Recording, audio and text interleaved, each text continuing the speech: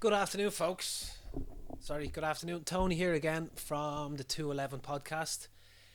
Um, Another episode about Iron Maiden. Wasn't going to. This is turning into an Iron Maiden podcast. That was not the intention.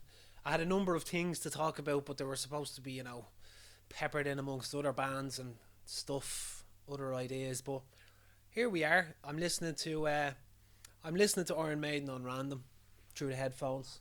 Just all the albums on random, and I'm thinking you start thinking about the set list, and every time you go to see Iron Maiden, does the set you're going to get the same. You're going to get your Fear of the Darks, your Iron Maidens, probably Hallowed Be Thy Name, Number of the Beast, Run to the Hills, the usual. A third of the set list is quite predictable. You know what you're going to get, which is fine. That's no problem. But some songs were coming up that I was listening to, and I'm thinking these are so criminally underplayed, underused, underrated. Maybe. I mean, are they forgotten about? Like, will they ever be played again at a gig? One can only hope. One can only hope that these songs will be revisited at some stage. Because you know how it is with Iron Maiden now. They'll release an album, they'll tour that album. Then when they're finished that tour, they seem to do, a Remember When tour or something for the fans. Like, we're in the Legacy of the Beast tour now. There's no new songs on that. It's a lot of the classics and a few curveballs thrown in. So you never know. Maybe someday we'll get an obscure tour where they play songs that they haven't played since the album was released in the 80s, or maybe like songs that were never played ever. Um, but anyway, I wanted to talk. I wanted to just take note of the songs that seem to be forgotten almost. Maybe not forgotten, but underappreciated, underplayed, certainly underplayed. That make Iron Maiden have this other layer of just amazing work, amazing songs. But anyway, from the very beginning, I only did up to Fear of the Dark because, I mean, why go beyond that? With other everything from Fear of the Dark to now, or at least the X Factor till now. You never know what you could get any of them live. But yeah, from the very beginning, coming in from the first album, track 6, written by Harris, Strange World, a song that I always used to kind of skip or just glance over. Never really gave it that time of day. But listening to it lately, and I'm thinking, yeah, this is a very underappreciated song from myself, anyway. Um, but and recently it was there was a bit of controversy. Paul Day, the original singer, well, now original singer as in like 75, 76, or whatever year it was, claimed to have contributed to it. Uh, you know, Songwriting credits, but don't know the full detail. He seems to have he seems to be not talking about it, but sweeping it under the table. But 45 years ago, whatever, is a long time ago. So who knows? Not really sure what the song is about. Vampires, maybe. But yeah, it's great to hear Paul Diano singing, and not. I know he's a fucking amazing singer as it is. Like, I don't think he gets enough credit, but him really singing, uh, it's an amazing song, so melodic, and Dennis Stratton as well. Good to hear Dennis Stratton doing what I think he used to love best. I think he wanted to take the band in a more twin guitar, Wishbone Ash kind of way. Steve wasn't having that, so what Steve says goes. Anyway, from the same album, another song that I think is underappreciated, even though I think they revisited it on the 2005 Eddie Rips the World Tour, or Eddie Rips Up the World Tour, I can't remember what it's called, where they did the first four songs from only the first four albums. Excuse me, the COVIDs. Track number 2, Remember Tomorrow. Another slow song. Another song where Diano really shines. He's really singing. And yeah, it's a beautiful song, and it's about Di'Anno's grandfather. He lost his leg to diabetes, and he used to say, "Remember tomorrow." So it was written about that. But again, yeah, Strange World, Remember Tomorrow, two very underappreciated songs that I would love to see in some kind of future set list, but probably not. But a man can dream. So coming in at number 3 from the same album, Charlotte the Harlot. Love Charlotte the Harlot. It's just such a punchy song. Written by Dave Murray. He doesn't write much, but when he does, he seems to be knocking it out of the park. Charlotte the Harlot, yeah, the first in a few songs about the prostitute Charlotte. Lives in 22 Acacia Avenue, or works in 22 Acacia Avenue. Other couple of songs about her is Hooks in You, and From Here to Eternity, apparently. But yeah, Charlotte the Harlot, upper class hooker, trying to get into real relationships with her clients. Brilliant song. They re-recorded it for the B-side of The Evil That Men Do in 1988. I prefer the Paul Di'Anno version. I think Paul Di'Anno's voice suits that song perfectly. Wasn't much of a difference in the two recordings, except for obviously Adrian Smith plays it, except Dennis Stratton. Nico plays it, except Clive Burr, and of course Bruce singing it. But anyway, they're the songs that I think that are underused from the first album. Criminal, these songs that hopefully are not completely forgotten about. Anyway, moving on to Killers, second album. Dennis Stratton is out, Adrian Smith is in, Paul Di'Anno is still in, Clive Burr is still in. There's an instrumental on that called Genghis Khan, the Mongolian warrior. Brilliant song, very underappreciated. Revisiting these lately. Really good instrumental. No lyrics, obviously. That's what a fucking instrumental is. No guitar solos. No solos, no lyrics. The song is meant to be, it's meant to give you the impression of going into battle. The Mongolian army going into battle. And it's amazing. You never know. We might get it. We might get it again. Probably not, but you never know. Oh yeah, listen with Nico, one of those. He says that Genghis Khan was going to be called Jenkins Barn. No idea why, but there you go. Anyway, sticking with Killers. Murders in the Rue Morgue. I know that was played again in 2005 on that tour, but Murders in the Rue Morgue, again, excellent song. Based on an Edgar Allan Poe story. This guy hears two girls being murdered down an alleyway, goes down to rescue them, sees their corpses, crowd starts to gather, everybody thinks it's him. So he's on the run for the rest of his life, all paranoid for the rest of his life. And Innocent Exile is a follow-up to that because, he's constantly running, people are staring at him, he thinks he knows that, he thinks that I'm after murdering someone. But anyway. I can't. Anything else off Killers? It wouldn't be. I prefer Iron Maiden when it comes to, or I prefer the first album, Paul Di'Anno, for out of those two albums. I think there's more skippers on Killers. Obviously, the song Killers is not a skipper, by the way. The song Killers is an excellent song. Love to see that going back into the set. But anyway, that is the album Killers. Moving on to Number of the Beast. I think the two obvious ones, because Number of the Beast has so many epic songs. But the opening track, Invaders, it's the first time we hear Bruce, or at least when it was released, it was the first time the public were hearing Bruce Dickinson in the band. What an opener. What an opener to an album, and what an introduction to Bruce Dickinson. It's fast, there's some fucking pace to it. It's brilliant. First track, written by Steve Harris. So yeah, what more can you say about that song? You kind of think, did they have it in them to play songs at that speed? I mean, I think they do. But anyway, it's a long shot expecting Invaders to be back in the set, but you never know.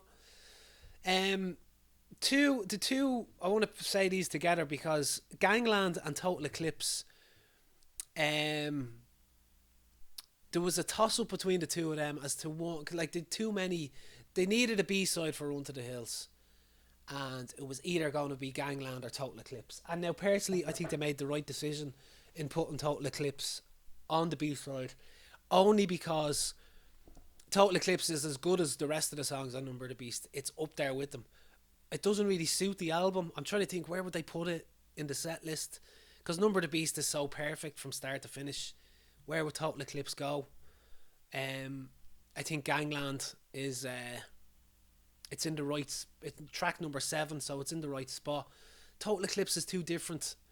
So I think they did a good job putting that as the B side to Run to the Hills, and they don't even treat it. It was on the album when it was reissued in '98, and everything thereafter, I think. Oh, except the 2015 reissue. I don't think it's on that. But and they don't really treat it as a B side because they play it live, or they have played it live on the Number of the Beast tour. But it's hard to believe it's a B side when it's really not. I mean, even I think I read somewhere Steve Harris said he made the wrong decision. Total Eclipse should have been on the album, but I think they made the right decision. I really do. Anyway, sticking with Number of the Beast, I'm gonna go with 22 Acacia Avenue. I think they played it. Oh, I'm going to get this wrong, so I'm not going to bother trying. I know they played it on the World Peace Tour.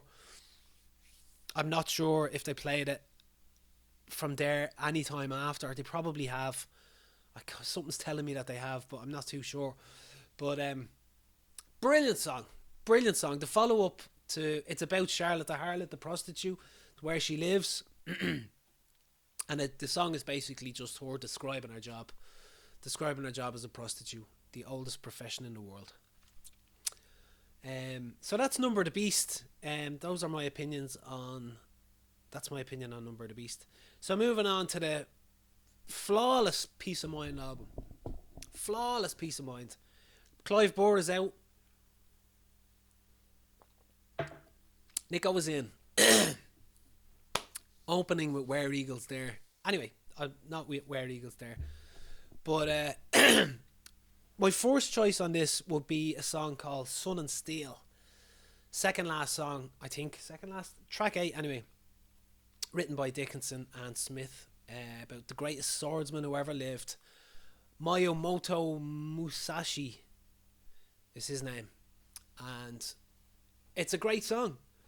It's so melodic. The singing is great. Bruce does a great job in singing that. Dickinson and Smith, they have their own formula to a song, the same way Steve Harris has his own formula. You know a Steve Harris song, you can tell the difference. They kind of have their own recipe, their own formula to put a song together, and it's working. So Sun and Steel, did they even play? I don't think they even played that on the World Slave or the World Peace Tour. Don't think they did. They did, however, play To Tame a Land, based on a Frank Herbert novel, Dune. So, and of course, Frank Herbert didn't want them to use the word Dune, even though Steve Harris approached him and said, it will promote your book if you use this. But apparently Frank Herbert wrote them a letter saying he doesn't like music, he doesn't like rock bands, he particularly doesn't like rock bands like Iron Maiden. So there you go. And at one gig during that tour, I can't remember where it was, Bruce Dickinson just called him the C word and everything, coconut. Gave him awful abuse. But I mean, we all know what the song is about. It's about Dune, the Frank Herbert novel, but he had to call it To Tame a Land. Written by Harris. Lots of gibberish, lots of made up words from the novel in that, sometimes mispronounced by Bruce Dickinson apparently, but sure, there you go. Another song on Peace of Mind is Flash of the Blade. Peace of Mind is one of those albums that, I mean, you've got the epic songs on Peace of Mind. Oh my God, forgive me, Jesus Christ! You call yourself a fucking fan?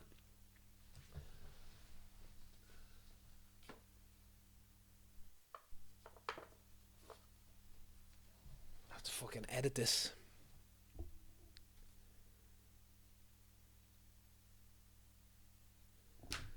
Sack me. Moving on from Peace of Mind is Powerslave. Jesus. How do I edit this? Yeah, moving on from Powerslave, the epic Powerslave. Powerslave is one of those albums that, I mean, you've Aces High, 2 Minutes to Midnight, the song Powerslave, and Rime of the Ancient Mariner. But the other songs that are never played are almost as good as those songs. Not quite, but almost. Flash of the Blade, about a swordsman seeking revenge, written by Dickinson. Track number 4. You listen to the Avenged 7-hole version of this. It's brilliant, absolutely brilliant. They really do that song justice, and it really makes you realise how brilliant that song is. Be nice to see that back in the set list.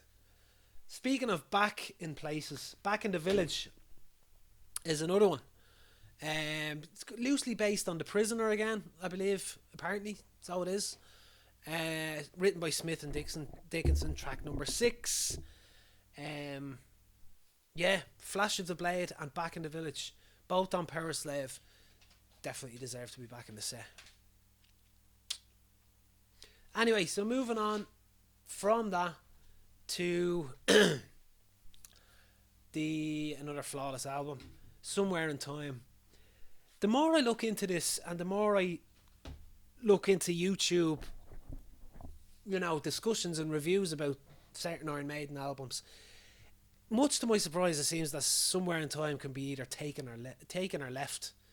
People can take it or leave it, but I understand how all the albums up until Somewhere in Time kind of have their own certain sound, but then Somewhere in Time has a completely different sound, and obviously the synths were introduced, the guitar synths, and it changed everything. It completely changed the sound of everything. But to me, it's in their top 2 albums is Somewhere in Time. I love it. I absolutely love it. It's brilliant. But anyway, the songs that are forgotten about, well, not forgotten about, underplayed, underappreciated. The Adrian Smith song Sea of Madness. Adrian Smith, his presence is very heavy on this album. He's solely written Sea of Madness, Stranger in a Strange Land, and Wasted Years. Three of the best, some of the best Iron Maiden songs ever. And Sea of Madness seems to be the one that's kind of slipping under the radar. Not really sure what it's about. Some people think it's about the war, start, beginning and end, to the aftermath of the war. But epic song. The bass, amazing, absolutely amazing. Moving on from that, a song everybody knows, but Stranger in a Strange Land. I know it's a single, and they did play it. They revisited. There's something about that song I can't put my finger on when it's played live. The studio version is brilliant, amazing. I'd never get sick of listening to that song. But hearing it live, I don't know whether it's kind of not being translated properly live. It might be the reason why they don't play it live anymore. They played it again on the Ed Hunter tour, but I don't even think they played it for the whole tour. They played it for the first few gigs and then knocked it on the head. But I think it's too... I don't know what the word is. It's getting lost or something when it's being played live. It's like they're kind of getting lost in each other. I don't know what the fuck I'm talking about. But anyway, maybe because it's so. I don't know. Anyway, that's the end of that song. What's it about? Oh yeah, a frozen or an explorer gets lost in the Arctic, gets frozen. His body gets rediscovered 100 years later. Adrian Smith wrote it after speaking to an explorer.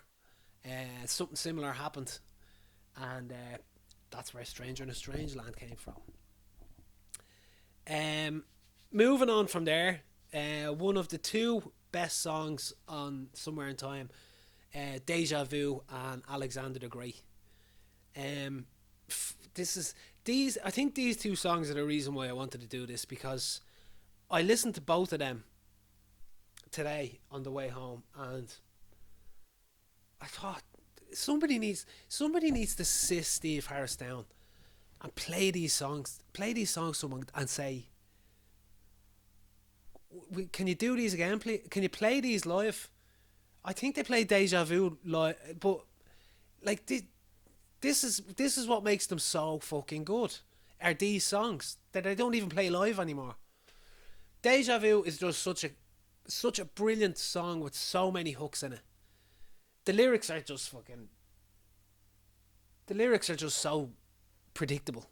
You know, it's about it. The lyrics are about deja vu. Have you ever done this? Has this ever happened? Well, that's deja vu. Has this? Isn't it weird? Has this ever happened? Well, that's deja vu. Isn't it strange? Um, that was me singing. I'm gonna edit that out. Alexander the Great. Oh my god, what a song! What an this is what makes Iron Maiden epic. Is these songs, and to tame a land, they've a great knack for ending an album with an epic song. This comes in at what, 8 minutes, 8.5 minutes. To Tame a Land is another long one. But the King of Macedonia, 300 years BC, the only emperor to have never lost a battle or something like that. But it's such an amazing song, amazing guitar solo, absolute, absolute killer, and it's an absolute sin that they don't revisit this, play it again. But you never know. Anyway, moving on from the from Somewhere in Time and going on to Seventh Son of a Seventh Son, which is my personal favourite Iron Maiden album. It's flawless from start to finish. I used to say Can I Play With Madness was a skipper, but like every other song that I say are skippers on an Iron Maiden album, when I catch myself listening to them, I think, yeah, this ain't the skipper. This is not a skipper. So I'm kind of saying Can I Play With Madness as a skipper, but then when I listen to it, it's like, fucking, it just ain't. It ain't. So, but I only chose one from this album because I could just start talking about each song on that album. But the last song, Only the Good Die Young, uh, a criminally underused song. Like the other ones, I can't understand why they never played this live. It's as good as the ones they do. I mean, the Clairvoyant, Seventh Son of a Seventh Son, the Prophecy, maybe, Infinite Dreams, Moonchild, The Evil That Men Do. The Prophecy should be in there. Without a doubt, it should be in there. Um, it doesn't really seem like the ending of an Iron Maiden album, because the previous endings have been so long and epic and big, massive. This just seems like it should be in amongst the other songs on the album, or they should have extended it. And it's got the great closing verse similar to the start of Moonchild. Nice little bookend to a perfect album. See, it's got the bookend and everything. Start, end, perfect. That's why Seventh Son, one of the many reasons why Seventh Son of the Seventh Son is their best album. Another song about the meaning of life and death, and written by Harrison Dickinson. 4 minutes and 40 seconds. Anyway, I only chose one from No Prayer for the Dying, and that is Public Enemy Number One. I think is a very underrated song. I think it's the best song on the album. Written by Murray and Dickinson. See, this Dave Murray again. He doesn't write much, but when he does, he's they're great songs with a little help from Dickinson. 4 minutes and 3 seconds, track number 4. It's a brilliant song. It's a brilliant song. Um, I love No Prayer for the Dying. I kind of have a personal relationship with that. When it came out, I had it on tape, and I'd lie in my bed and I'd listen to it. Why does that keep going out of focus? I'd lie in my bed and I'd listen to it every night. So I think I know No Prayer for the Dying better than I know the other albums. But my personal favourite on it, Public Enemy #1. I love Hooks in You. Bring your daughter to the slaughter is a bit. There's no real depth to that. I don't think. You just kind of hear it and you go, "Well, yeah, that's certainly a song," and that's kind of the end of that. Moving on to Fear of the Dark. I love Fear of the Dark as well. It's very. It's a bit too long. It kind of seems like they had a bunch of songs and they had 2 or 3 that were meant to be B-sides. Somebody accidentally put it on the whole album. Oops, they're all on this album now.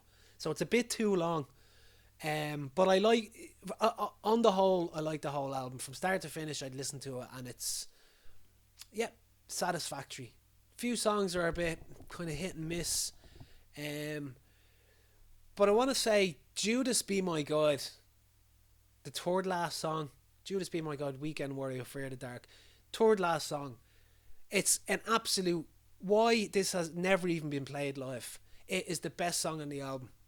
And I can hear, every time I listen to it, I can hear it being played live. And it would go down so well. It's such a great song. Great lyrics. It's so catchy. It's just, it's, why they don't play this live is beyond me. Fear of the Dark, the actual song, yeah, it is what it is. They're kind of overdoing it now at this stage. Personally, I think that's just my opinion. You can't really have an Iron Maiden gig without Fear of the Dark. It's kind of, I think it's kind of been overplayed. They've done it every tour since Fear of the Dark tour, except for 2005's Eddie Rips Up the World tour, where it was the first 4 albums. But Judas Be My God. Now I think opening with Be Quick or Be Dead is great. It's just such a fucking trashy, it's in your face. What an opener. But yeah, without a shadow of a doubt, Judas Be My God is easily the best song on the album. So, but there you go, folks. I was going to continue on and do the rest of the albums, but I don't know. I kind of feel, besides the X Factor and Virtual 11, all the other albums that they've released since Bruce came back, Brave New World Tour up until The Book of Souls, I kind of get the same feeling from them all. I love them all, but every time I hear them, I just have the same. I don't necessarily. I have my favourites out of them. I have my favourite moments, my favourite songs, but I don't necessarily rate one much higher than the other. Every time I hear it, I think, yeah, that's grand. That's lovely. That's grand. That's certainly Iron Maiden. And underappreciated songs. I mean, yeah, it would take too long. But there you go, folks. Up the irons, blood brothers and sisters, and all that. Roll on, Belfast 2022, and hopefully I'll get to see them somewhere else. Maybe a couple of dates over in England. The plan is to go to Portugal next summer, so I'll try and wangle that into a date when they're over there, or Spain, or Italy, somewhere. You never know. But yeah, look after yourselves out there, folks. Stay safe, be excellent to each other, and up the fucking orange.